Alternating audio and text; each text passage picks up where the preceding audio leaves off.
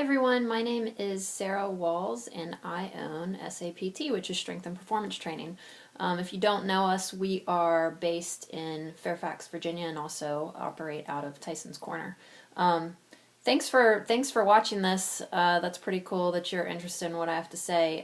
What I wanted to talk about as briefly as I can is one of the things that I think we're really good at SAPT, which is how we classify athletes in terms of from sort of a motivational standpoint. And this influences the way that we coach them on the floor and really doesn't have a whole lot to do with how strong they are or gifted or how well they do or don't move. And this is something that, gosh, I read this. It was from Grasso.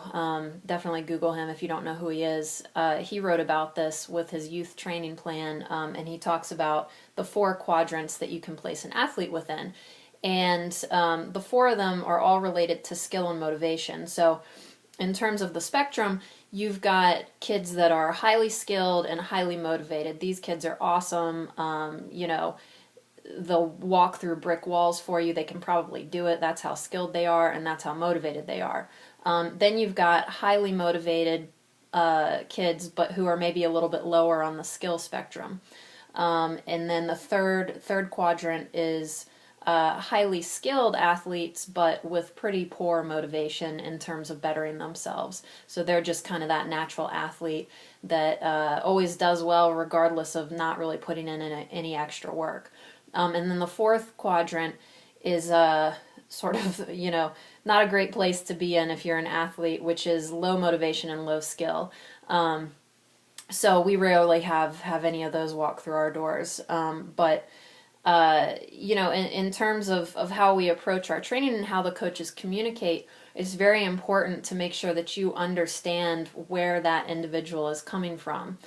So if you've got a highly skilled, highly motivated athlete, your job as a coach is probably going to be pretty easy, and you really just need to keep them excited, celebrate their victories, and keep them moving forward.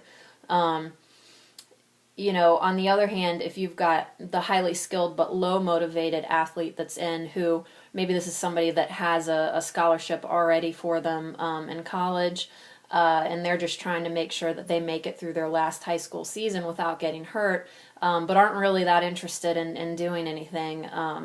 That's gonna craft our approach, and we're gonna spend a lot more time trying to get to know that athlete, finding out what makes him or her tick, and how we can make sure that the experience that maybe they're not that into turns out to be a really great, productive experience and sets them up going into college to really be awesome. And then going back to the high motivations set. So highly motivated, but lower on the skill spectrum. This is probably the majority of the athletes that we see. These are kids that just love their sport, whatever it is. But maybe they've hit a growth spurt and their body isn't really doing for them what they need it to. Or just in terms of actual genetic athletic potential, they just may not have, a whole lot of natural skill, but they're super motivated to get better. And this is such a fun population for us to work with because they'll try anything, they're excited, they want to learn, and they're just ready to go. And you can really propel an athlete very far who's highly motivated but a little bit lower on the skill spectrum. And then that final group, low motivation, low skill, that's a tough one. That's a really tough one because you're dealing with an individual who, at least initially, doesn't really want to be there. They're maybe not sure why they're there. But that again is going to really impact how we approach them as coaches and making sure again that we're setting them up for big success and celebrating all of those things, because with that group, setting small goals and making sure that you're achieving those goals and acknowledging them to that athlete, that can make a world of difference in their motivation. And then eventually they'll see how that actually influences their skill set as well. So I just wanted to talk about this. So again, it's the 4 quadrants of an athlete, and originally it was presented by Grasso. At least that's how I came to be aware of it.